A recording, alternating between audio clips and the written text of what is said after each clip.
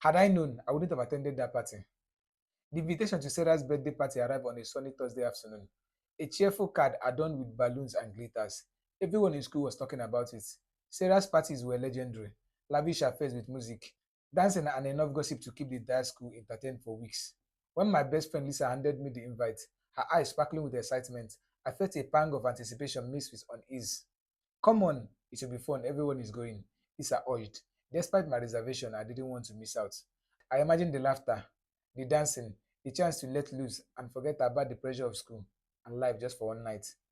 So I convinced myself that it would be fine. What could possibly go wrong?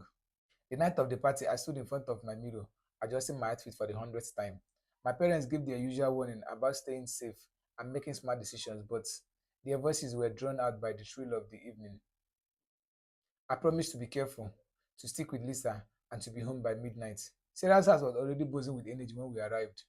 Music pulsed through the walls, and laughter spilled out on the front lawn.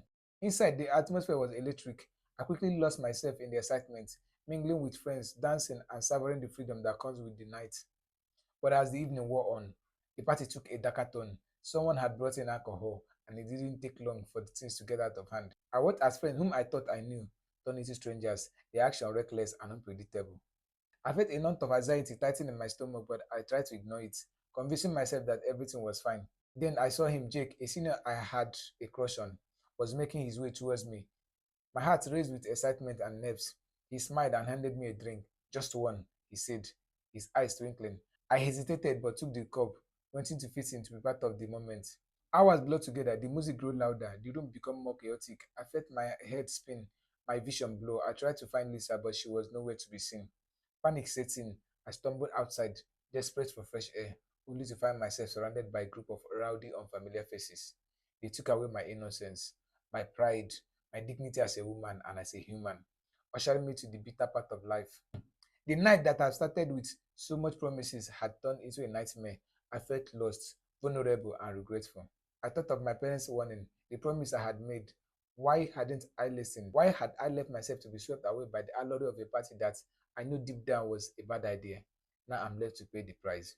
By the time I managed to call a cab and get home, it was past midnight. I sunk in quietly, hoping to avoid waking my parents, but the worry on their faces the next morning said it all. I had betrayed their trust, but the most importantly, I betrayed myself. In the days that followed, the repercussion of that night rippled through my life. Rumors spread, friendships were tested, and I was left to pick up the pieces of my shattered confidence. The regret was overwhelming. Had I known, I wouldn't have attended that party. The experience was a harsh lesson.